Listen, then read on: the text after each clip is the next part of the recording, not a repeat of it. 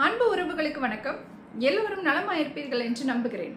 நேற்று முன்தினம் பொள்ளாச்சியில் திரு அண்ணாமலை அண்ணன் அவர்கள் ஆற்றிய உரை அகில உலகமும் பார்த்தது.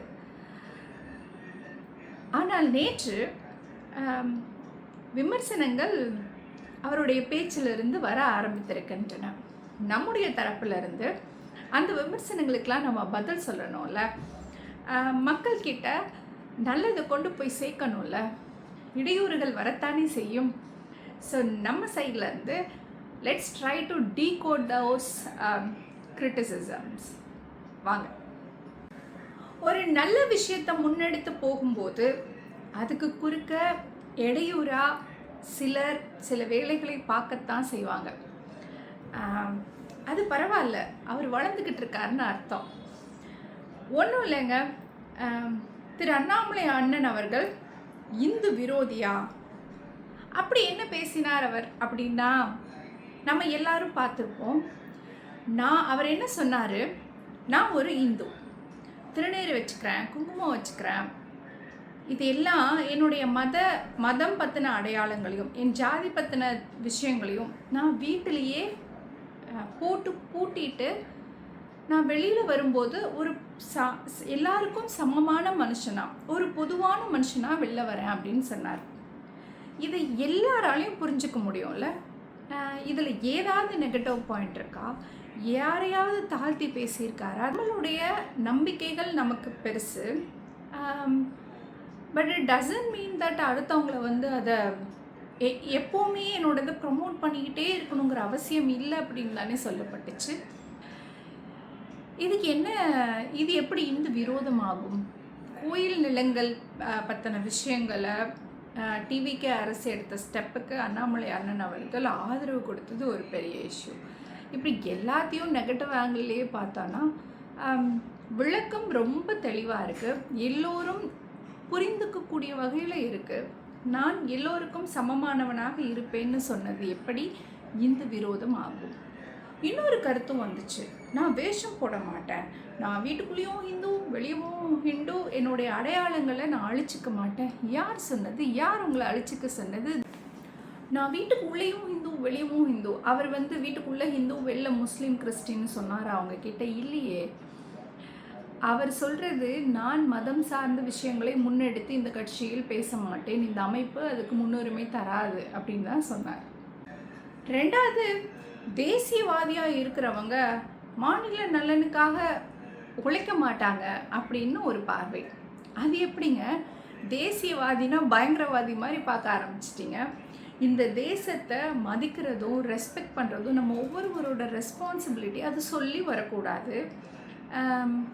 இந்தியன் அப்படிங்கிறத முன்னிலைப்படுத்தித்தான் நீங்கள் பேசணும். அது நமக்கு மாத்திரம் இல்லை, எந்த கண்ட்ரியை சேர்ந்தவங்களும் அவங்க தேசத்தை முதல்ல நேசிக்கணும். மாநில நலனை முன்னெடுத்து செல்வேன், ஆனாலும் நான் தேசியவாதியாக தான் இருப்பேங்கிறது எவ்வளவு நல்ல பார்வை, எவ்வளோ ஒரு உயர்ந்த சிந்தனை. அதை நாம் எல்லாரும் ஃபாலோ பண்ணணுங்க. அதை விட்டுட்டு தேசியவாதி மாநில நலனை பேசினதா சரித்திரம் இல்லை, மாநில நலனை பேசினவங்க தேசியவாதியாக இருந்ததில்லை அப்படின்னா இது தவறான புரிதல், தவறான கருத்து. இதை கம்ப்ளீட்டாக எரேஸ் பண்ணணும் இந்த மாதிரியான திங்கிங்கை நாம். அண்ட் தென் மூணாவதாக சொல்லப்பட்டது, நன்றி இருக்கா? பிஜேபிக்கு நன்றியோடு இருக்கீங்களா நீங்கள் அப்படின்னு. இது அண்ணன் ரொம்ப அழகாக ரொம்ப கண்ணியமாக அந்த கட்சியை விட்டு வெளில வரும்போது பிஜேபியை பற்றி ஏதாவது தவறுதலாக சொன்னாரா? எந்த அரசியல் தலைவரையாவது விமர்சனம் பண்ணி பேசினாரா? தான் பெரிதும் மதிக்கிற ஐயா மோடி அவர்களையும் ஐயா அமித்ஷா அவர்களையும் நேராக சந்திக்கணும்னு தானே டெல்லி போனார். போய் அவரோட விருப்பத்தை சொல்லிட்டு இதுதான் என்னோட முடிவுன்னு கௌரவமாக கண்ணியமாக சொல்லிட்டு வந்தார். தமிழ்நாட்டிலேருந்து லெட்டர் ஒன்றும் அனுப்பலைங்க. லெட்டர் அனுப்பிச்சிட்டு பொறுப்பற்ற முறையில் அவர் நடந்து கொள்ளலைல்ல. அவர் ஒரு சிறந்த தலைவன் என்பதை ஒவ்வொரு முறையும் நிரூபித்து கொண்டே தான் இருக்கிறார். நமக்கு தான் அது புரிய மாட்டேங்குதோ என்னன்னு எனக்கு கவலையாக இருக்குது. இது எப்படி நன்றி இல்லாமல் போகும்? 3% இருக்கிற ஓட் பேங்கை 11% மாற்றி இருக்கிறார். So he has given his best to the party when he was a party leader, இல்லையா? அப்போது அவருக்கு கொடுத்த வேலையை அவர் சரியாக செஞ்சிருக்கிறார்.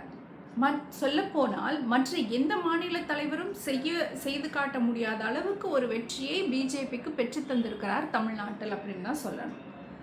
அண்ட் மோர் ஓவர் அவர் அதை விட்டு வெளில வரும்போதும் I am very thankful to the பார்ட்டின்னு தானே சொன்னார். அதை பற்றி எதுவுமே நெகட்டிவாக சொல்லலைல்ல. இன்னொன்று, பணம் வாங்கிட்டாரா, பணத்தை பற்றிலாம் சில கமெண்ட்ஸ் வந்தது. அதை நான் ரொம்ப டீட்டெயிலாக பேச விரும்பலை. It's really hurting. அவர் வகித்து வந்து ஐபிஎஸ் பதவியை தூக்கி எறிந்து விட்டு வந்தார். அது எப்பேற்பட்ட உயர்ந்த பதவி. அதுலேயே இருந்திருந்தால் அவர் பாட்டிலும் கண்டினியூ பண்ணியிருக்கலாம். அண்ட் தென் பிஜேபியிலே அவர் இருந்திருந்தாருன்னா அவருக்கு ராஜ வாழ்க்கை, நல்ல பதவிகளும் பொறுப்புகளும் தர அவர்கள் முன்வந்த போதும் அண்ணன் அந்த பதவிகளை விரும்பாமல் வெளியே வந்தவர். அவர் நினச்சிருந்தாருன்னா கட்சியிலே இருந்திருக்கலாம், பணம் தான் பெருசுன்னா. ஆனால் அவருடைய நோக்கம் வேறு.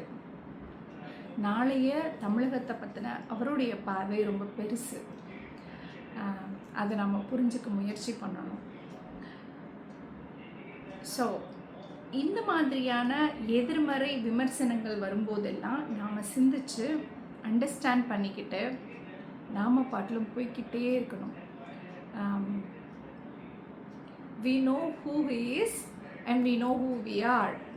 அந்த டிக்னிட்டியை மெயின்டைன் பண்ணிவிட்டு தரமான விமர்சனங்களை, of course we will get negative comments, அதுக்கும் விளக்கம் கொடுக்கணும்னு அவசியம் இல்லை. நம்ம மக்களுக்கு, நம்மை சார்ந்த நம் சொந்தங்களுக்கு ஒருவேளை வரலாம்ல, அவங்களுக்கு விளக்கம் கொடுக்கணும்ல, அதற்கான முயற்சி தான் இது. இந்த தகவல் உங்களுக்கு பயனுள்ளதாக இருக்கும்னு நான் நம்புகிறேன். மற்றும் ஒரு சிறந்த தகவலோடு உங்களை நான் மீண்டும் சந்திக்கிறேன்.